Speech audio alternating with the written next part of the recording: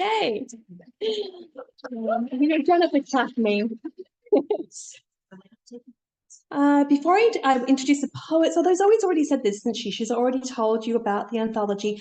And also, one thing that she didn't mention is that we have a poem a month challenge. So write a poem to one of the featured readers that we present each month and then read your poem at the open mic.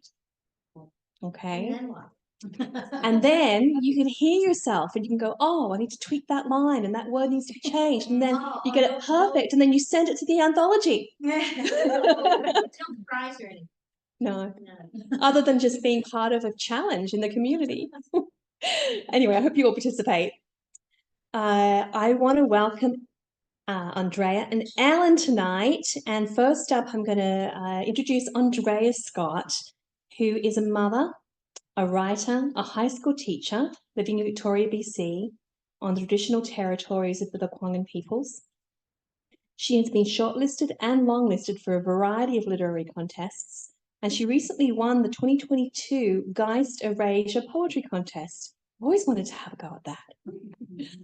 And now, of course, she has a brand new chapbook from Raven Chapbooks. She won the contest. You are the 4th winner, right? I think so. Yeah. We're in the same club. And so we're so grateful that you're part of our club. Yeah, me too. I'm so excited to hear these poems. And Andrea also volunteers with Blood Belies Poetry, and she's just fabulous and we love her. Welcome, Andrea. Thank you. That's good. Yeah. It's fun watching Zoe kind of assess people before they come up, and she just nails it with the height. Yeah, not that you didn't nail it, but I was watching. Oh, we can't see who's on Zoom. I'm sure there's lots of nice people. Yeah. Sorry, it's heavy. No, it's good. It's good. It's good. All right. Can I just tip? Okay. I think it's just going to pick you up. Okay, it's just going to pick me up. I'll just be, there we go. Okay. How's everybody doing? Good. What a fun crowd. I loved the open mic. That was wild that there was a wedding downstairs. Barbara Pellman has talked all about glosses, so I don't have to explain them, which is great. It's super fun for me to be here. I started writing poetry kind of right before the pandemic, and then peak COVID, I was a fly on the wall during the Zoom sessions, and I was pretty shy and I didn't share anything. But when I first came out, I think Rona McAdam and Catherine St. Denis were reading, and I loved the poetry and fell in love with the community and figured that I'd found my people. A big thanks to Raven Chapbooks and Diana Hayes. I think she's watching on Zoom, but I can't really tell. Okay, great. Hi, Diana. I had to enter the contest 3 times to win, and I'm so glad I persisted. Like, it's really worth. I love contests; they're super fun. This year's contest closes on November 30th. So if you've got a collection, I recommend submitting. It's been a super fun process. Let's see. Thanks to Russell Books and to Lauren Daniel, who sponsored me tonight, but who can't be here. Thanks also to the Social Sciences and Humanities Research Council of Canada for their support. That's such a long name. It's a treat to get to share the evening with Ellen and to get to meet in person. We're gonna have a hangout tomorrow too. All right. I'd first like to read a poem that's an imaginary letter to poet P.K. Page, who was also an artist. I don't know how she managed all of that. This piece of art, I think, is pretty atypical of the art she did, but it really speaks to the content of my book. So I'm super excited that the estate of PK gave us permission to use it. All right, so here's a letter to PK. Dear PK Page, can we still call it beloved if we haven't loved it properly, softly, like a laundress, like a mother, like a lover, like seraphim, and instead have loved it more like all the world's miners and farmers and loggers and ranchers and fishers, plus the rest of us, each one of us, going at it hard all at once, and perhaps with more hunger than love, our big hands grabbing, mouths open, always for more and more. This next poem is the Geist Erasure poem. So we were invited to take the first chunk of Anne of Green Gables and turn it into something else completely different. And this poem's going to be riding the bus soon as part of the Poetry in Transit project. And does anybody ride the bus? I love riding the bus. Yeah, I like to walk, but sometimes I don't want to walk the way home. So, all right, return to the lake of shining waters. When frogs sing fat and wide-eyed, look at the essential, pulsing, cracked moonshine of it all. With eyes limpid and joyful, rest your exacting plans. Imagine your hands in a brook as not real hands. Do you remember a special green life, webbed, no troubles? Are you sorry to have lived life as a human? Sunrise will be wasted on whispered confessions, on romantic bunglings. Why not head to the woods, the water, the dumb amazement of your first home? Know the rise and fall of your old skin as it breathes for you, slow in the grove.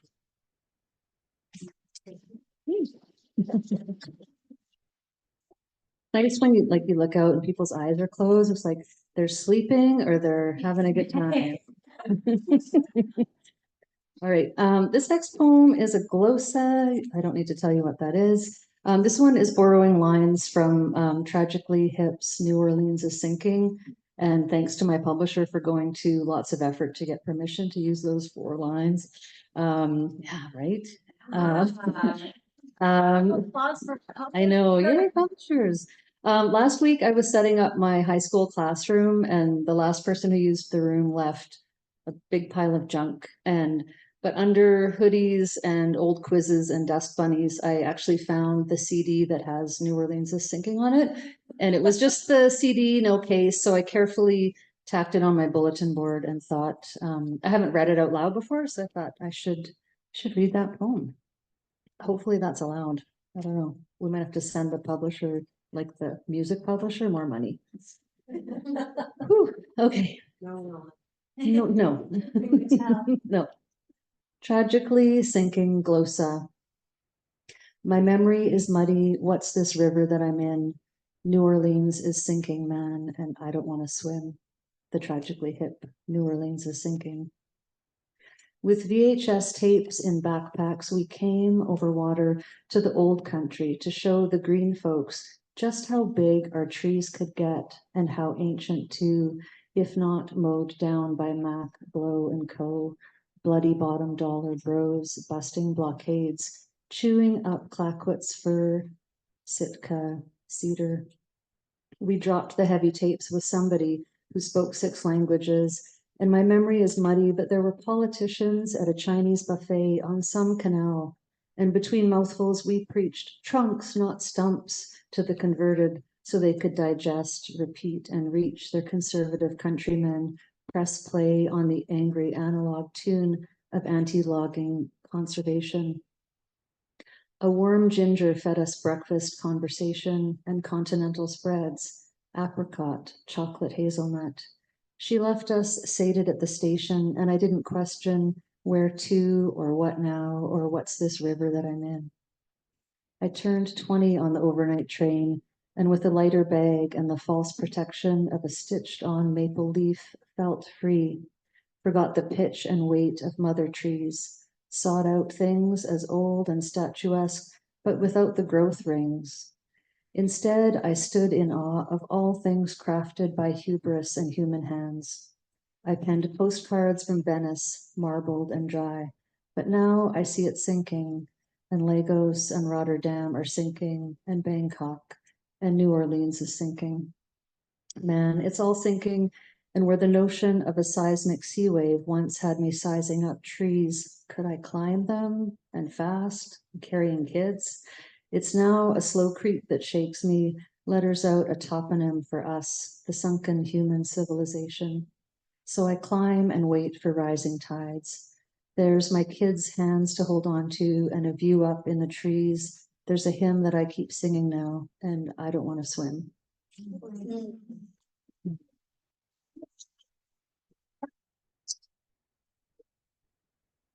You're going to have an earworm. So if you can't get that song out of your head, sorry, or thank you, depending. All right, this poem is for Georgia Nichols and the Aquarians in the room. Dear Georgia, you said to not bite off more than I can chew, not give away the farm, not push the river, not share ideas until the moon alert was over, not become a slave to my possessions, journals and baby's teeth, wedding dresses of 96, of 09, they're gone, Georgia, gone. You warned me friends might be a wet blanket, police could throw a curveball, romance could blossom with a boss, and I almost gave notice over that one, Georgia. You warned I'd feel rebellious about something, that I might want to change everyone around me. Yes, sometimes I want that still. You warned of confusion in general and how glitches with my kids might be annoying, and I liked how that made them sound like robots. When I asked you to tell me what I should do, you said to juggle various energies, tune up my resume, book some one-way tickets, route around for forgotten wardrobe goodies. I found my Wonder Woman knee highs, and now I feel I could one-way wing it to anywhere. You said to stock the fridge, but guard against home accidents, and I'm not sure what you meant by that, but shopping takes longer now. You said to take time to do something bizarre. You said a profound epiphany might occur, and I am here to receive it. I don't know what the question was, but you said the answer might be beautiful buildings, a rescue dog, schmoozing, making my pitch. You said it's easy to not notice when you're happy, so now I keep a journal called Happy Times. And how have you been keeping? Are you happy? The moon alert is over, so I'm sharing with you now. Warmly, your favorite Aquarian.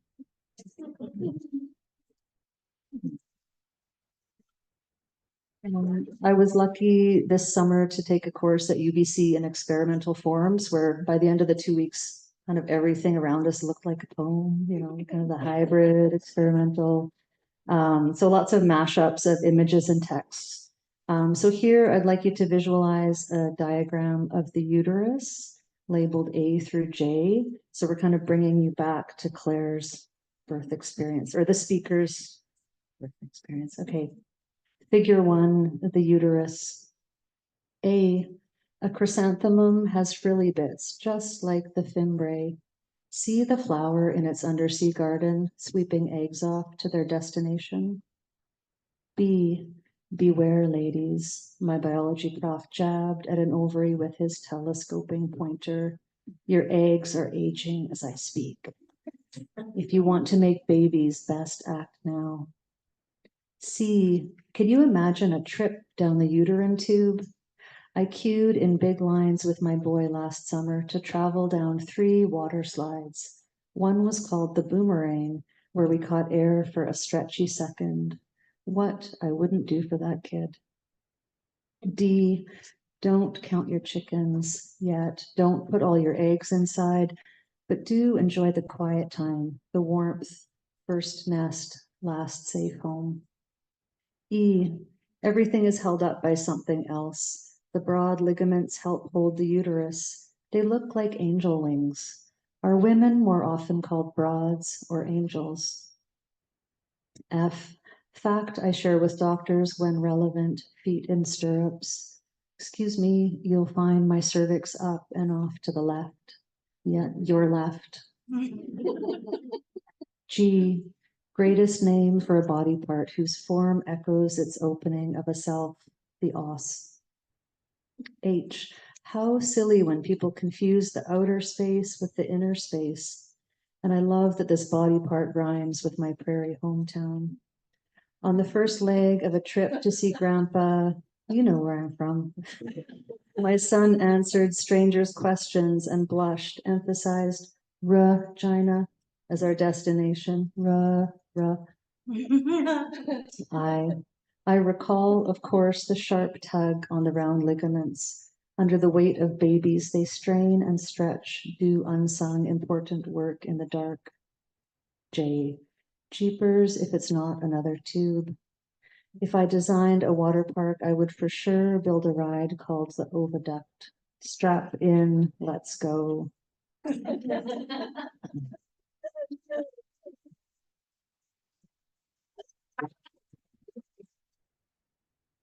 So I've got another glosa. A friend requested that I read this poem, and it was published a few years back on the CBC Books website. I realized I've never shared it aloud. It borrows lines from poet Alexandra Oliver. Adipose glosa. You know you need a new one when you're bored or overcome or underwhelmed or sad, when you can feel the jangles of your age, when you have matters weighing on your mind. Alexandra Oliver, The Lipstick Effect. This body gives and grinds for you. There were the babies, a trio and a try at another, and that red brick path you shaped out back, hinging at your thickening waist. This body can bowl a strike, pick its slippery way around a time step of sandpipers, bolt for a bleeding boy. But your brain bangs out a heavy beat about the container it's in.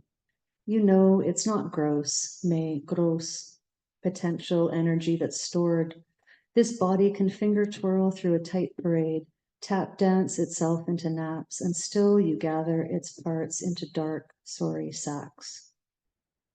It's the narrative you can't carry or afford. You know you need a new one. You're bored of your own tales of the coaches and folks, their measured looks, weekly weigh-ins. It's enough to ground a growing girl with Diet Cokes, diuretics, naked rice cakes. Fat shamed, sure, but kid, you're the grown-up now. Yesterday's leaders, the garbage feeders you had, blurted bulbous words from flapping lips. Liposuction, adipose, endomorph.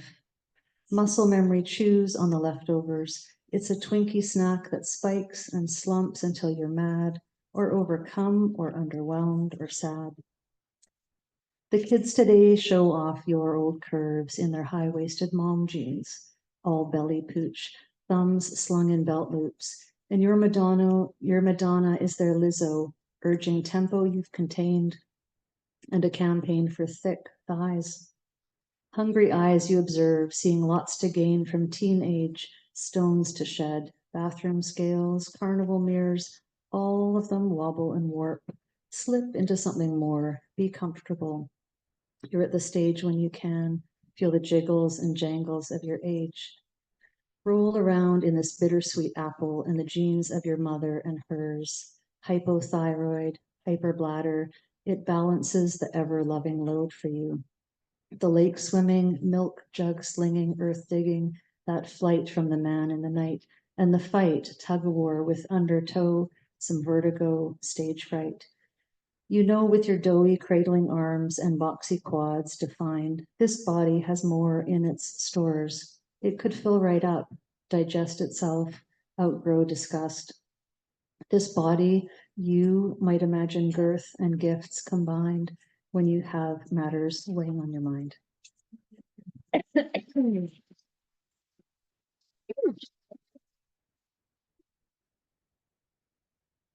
I've got one really short one if I've got time. Yeah.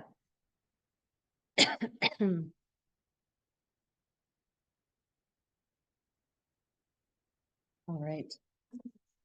So I've got time for one last one. It's a shorty. This one is after Ocean Vuong's essay on craft. Just have to find it. Do you know it? Or just Ocean Vuong? Yeah, but now I need to read it. There you go. It's a good one. Yeah. I've got a tickle in my throat. I'll see. It's a short. I think I can make it through. In which I explain why I still bother.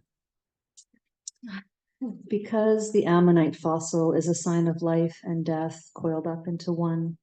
Because its shallow waters long since dried up with nothing to be buoyant about. The cross-section shows that ocean song can't travel through hardened chambers. Have you looked through the aperture, though? Read the narrative that spirals from planktonic beginnings to the final Cretaceous catastrophe? Because it is a beautiful story. Because there are still things living. We are living still inside our own resonant chambers. Because I want badly to jet propulse us around, you and me, in the warm shallows of what remains. And finally, because you asked for something more happy than sad, but still true, with an ending that's not too tidy. Thank you.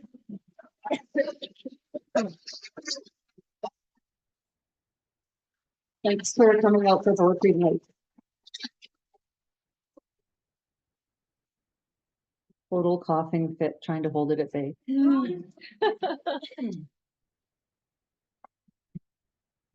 That was amazing, Andrea. It was so great to hear your work at length. Yeah, gorgeous. Wow. We are going to introduce Ellen Chang-Richardson, who has come all the way from Ottawa. Is that correct? Ontario. Well, yes, but But also directly to Greece. this place, I came straight from Thessaloniki, Greece. Oh, sorry, from Greece. Thessaloniki, Greece. Wow. She came from Greece to read for us. I'm super excited. Ellen is an award-winning poet of Taiwanese and Chinese Cambodian descent, the author of Blood Belies, Wolsak Wynn 2024, and 6 poetry chapbooks. Their multi-genre writing has appeared in Augur, Room, and Vallum Contemporary, among others, and they co-founded Riverbed Reading Series, which is so cool. Reading Series, which is so cool. And also they write collaboratively with a poetry collective called 7, which is in Roman numerals. That's really cool too. I want to know more about that. And Ellen bought us fudge. What? Yeah, the team, because, a lot of people are doing, social media for Ellen, and so I'm going to bring it to the AGM. We have an AGM tomorrow, and so if you want some of Ellen's fudge, you have to come to the AGM. It's homemade. It's from the Calgary airport. But airport fudge is going to be good. It's going to be good. Rocky Mountain. Oh, Rocky Mountain, yeah, it's awesome. It's fabulous. Well, everyone, please welcome Ellen.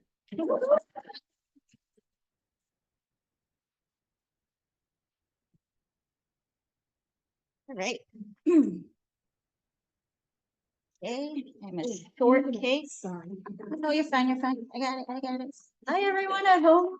Hi, everyone. Thank you so much for being here. It's a delight to read for you. I've got a fancy contraption set up. But before I start reading, I thought I'd talk a bit about my book. Because it's neat to give context. So I'm really excited to be reading in Victoria because Victoria holds a very special, important place in the history of my people. And it was the first landing point for Chinese Canadian settlers way back during the sea otter pelt trade, as well as then during the gold rush. Right before they moved to Fraser Valley from here, they had to land in Victoria in order to immigrate into Canada. So that's a little snippet because the book itself discusses, it looks at the history of institutional racism against East Asians, specifically Chinese, because that's where I'm writing from. And it braids it with familial history and fractured memory. My father is a survivor of the Cambodian genocide, and if he hadn't fled that country, I wouldn't be here. I've had 8 concussions, and if it not for my awesome RMT team and my medical team and my friends and my husband for keeping me sane, I also would not be able to move through the world. And I like to bring these things up because I like to talk about that. Because the more that I talk about it, the more I realize that other people have also had multiple concussions. And it really affects the way that we interact with the world, and it's a very invisible disability. So yeah. About the book itself, the cover is a DNA genome sequence. For those at home, that's what it looks like.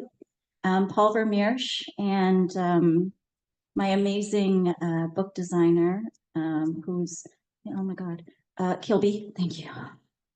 Sorry, travel brain, 39 hours, 11 time zones. So Kilby and Paul found this genome sequence map on the internet in the open source, and we don't actually know if it's human or animal, and I think that's really cool.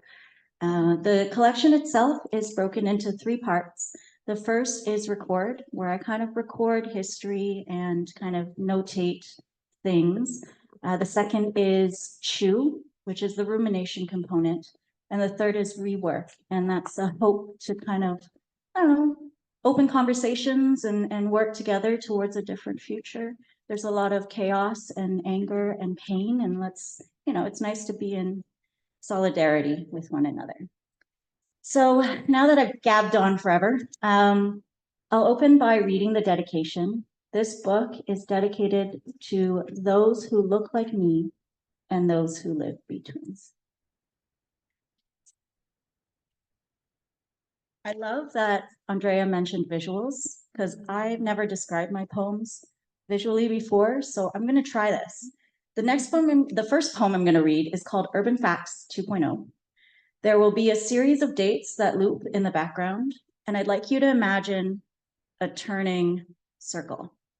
So when you look at it in the book, there is grayscale text that loops in the back, and on each page of the poem, it twists just a little bit, like the world turning. This is Urban Facts 2.0.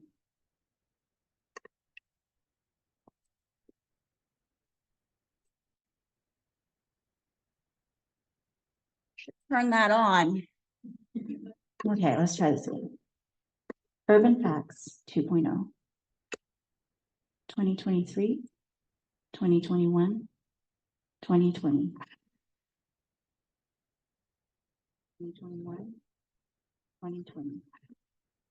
2023, 2011, 2021, 2020. 1999, 2023, 2021, 1996, 2020.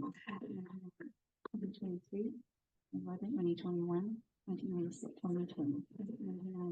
2023, 1947, 2021, 1996, 2020, 1923, 2023, 1902, 2020,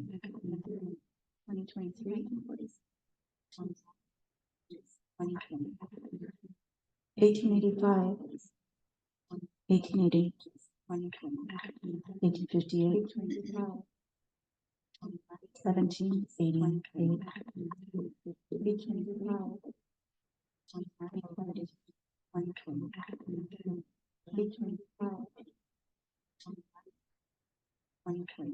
Paired issues forever haunt us. 2024. What will the future bring? 2023. 100-year legacy widely discussed. 2021. A 47% increase of racism reported over previous year. 2020. A man stalks an Asian, screams, "Don't give me your fucking disease." 2011. A 21-year-old called Chink, called Dumpling Princess, called 1999. A 9-year-old ridiculed, a smelly ass lunch. 1996.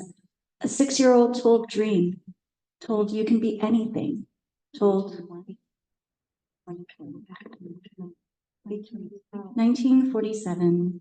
An exclusionary legislation repealed. 1923. An exclusionary legislation enacted. 1902.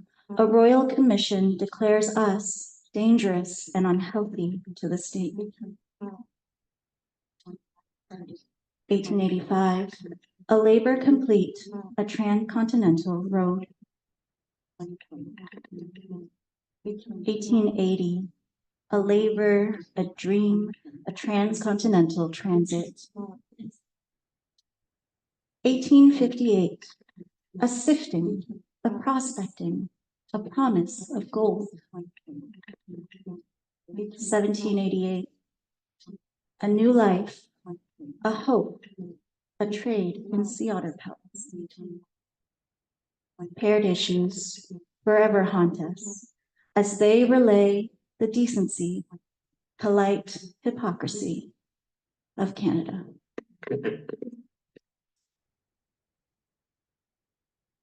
Thank you. That was hard to read. Thank you. Thanks for taking that journey with me. there's a few like this. I'm so happy to be here. Thank you. And Andrea, what a beautiful reading ahead of time, and all the open micers. Thank you so much. I think I'm gonna like flip and choose through the collection of what to read, because there's poems like that discuss the deepness. And then there are poems that look at climate and devastation and our love for it. And then there's like concussion poems. I call them my concussion baby poems, that weave their way throughout the work. So this next piece is called Hornet in a Bell Jar. And it looks like a bell jar.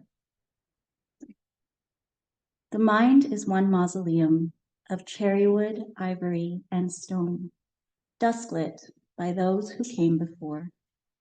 Baba calls them ancestor, while I call them passerby, who fill these halls with their hallowed breath, making my half hairs bristle, making me marvel at their touch, the origin of their dust, disquieted by what I discovered.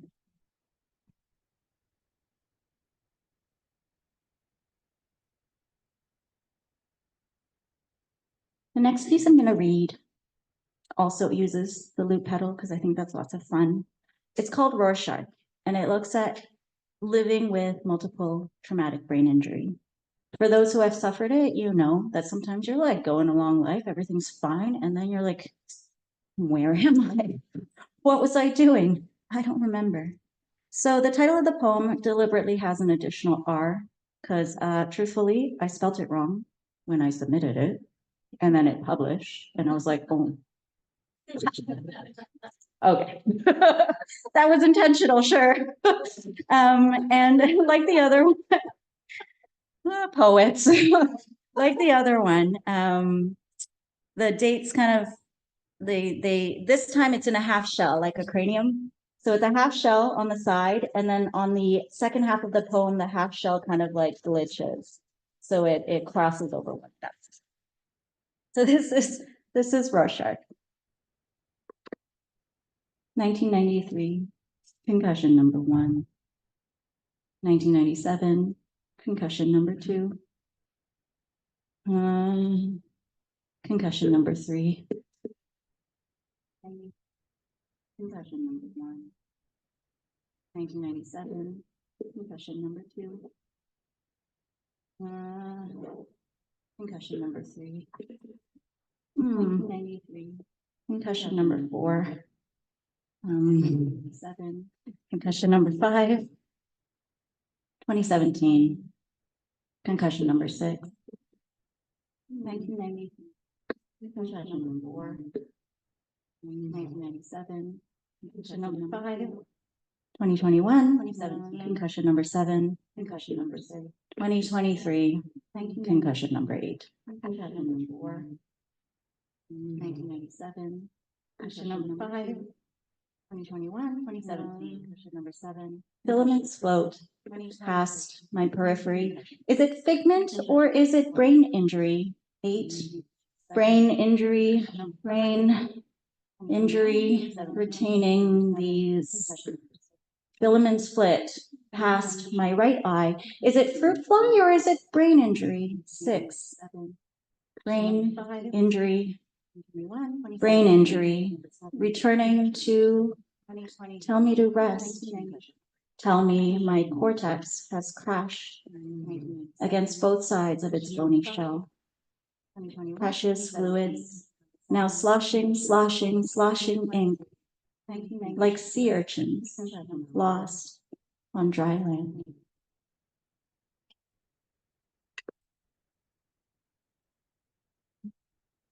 Thank you.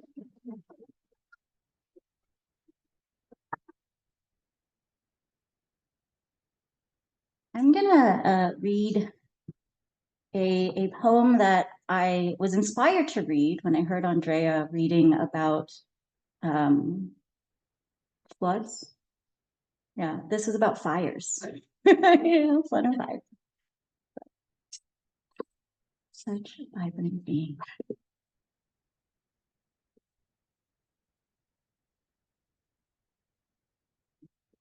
There is a word for this.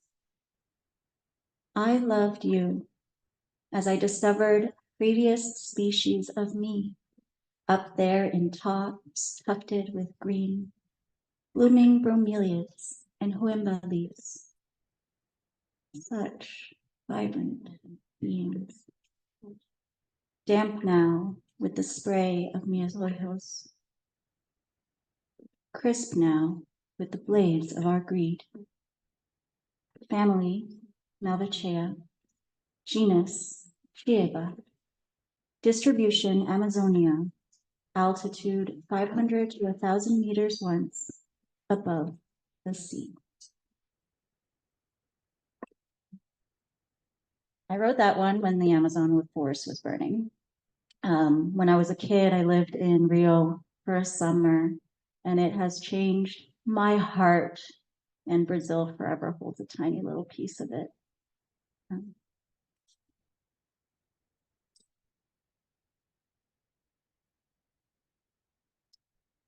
This poem I'm going to read, a previous version of it won the Vallum Contemporary Poetry Prize in 2019 that I'm really grateful for because it kind of like, like boosted my my career so far.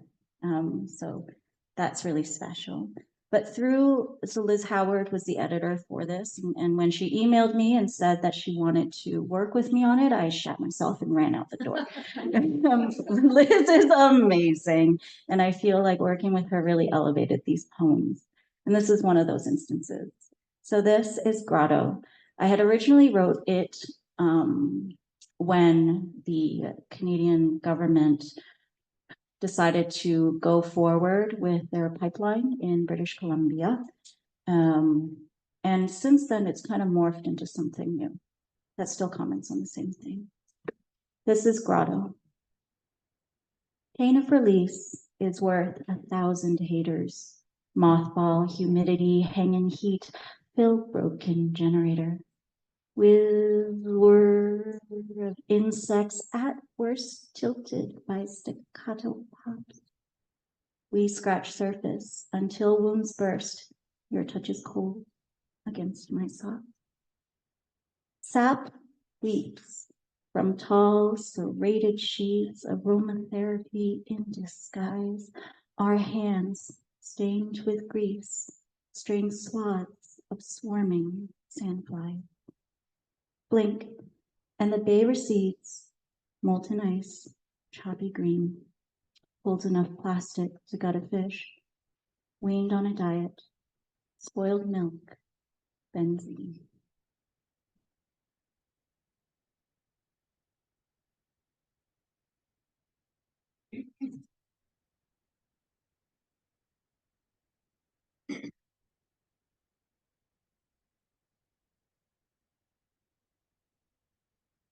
So those two pieces are selected from the middle section of the book.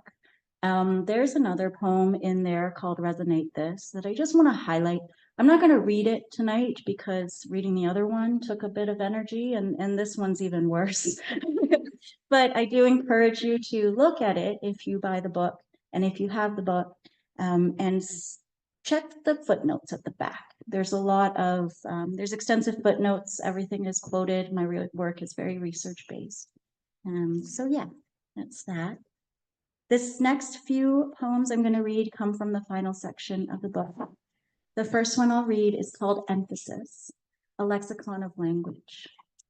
In it, and in the book, there are bolded words that kind of float their way through. Those words form this lexicon poem. Emphasis, a lexicon of language. Chink. Barbed arrow steals a piece of you, soars past your right ear, and so you attempt to reclaim it. Take the edge off its bite. Outside, palms pressed against panes of tempered glass. Outsider, stamped across small foreheads, chests. Outshift, invisible pain, distilled. Acclamation, a new start, a new way to reorient, to reinvent. Delusion. It's okay what they say, they don't mean. This is nothing, they don't mean. It's okay, the words they say. It's okay, this is nothing, they don't mean what they say. It's okay, they don't mean the words they say. Reprieve. A stranger on the phone mistakes you for small-town suburban white, and you allow the mistake to take form. Brain controls thought, controls body, controls regulation, takes toll on memory. Flare. Relatum runs ragged, so I rummage for roots beneath the surface of a remedial star. Heritage. A small child stands before an epitaph in the center of a city. Small hands extend, trace marble cold, carved, infinite. Language.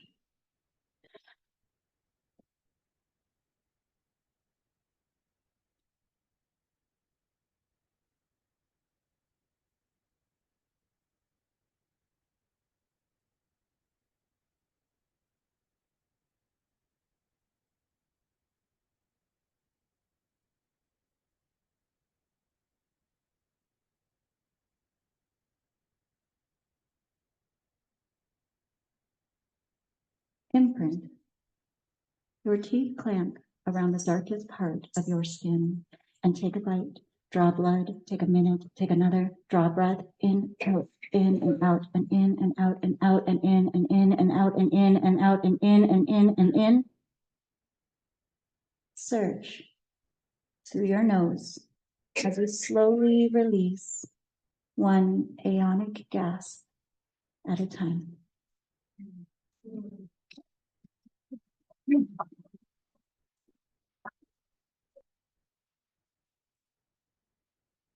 And that's it. Thank you.